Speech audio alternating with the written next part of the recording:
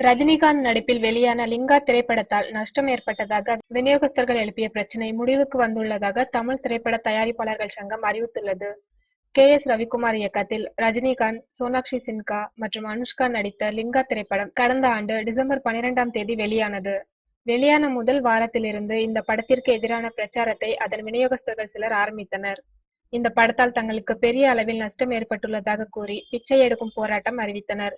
இப்பிரச்சனையில் ரஜினிகாந்த் நேரடியாக தலையிட்டு தயாரிப்பாளரிடமிருந்து நஷ்ட தொகையை பெற்றுத்தர வேண்டும் என விநியோகஸ்தர்கள் வலியுறுத்தி வந்தனர். இந்நிலையில் பிரச்சனையை ரஜினிகாந்த் முடித்து வைத்துள்ளதாக தமிழ் திரைப்பட தயாரிப்பாளர் சங்கம் அறிவித்துள்ளது.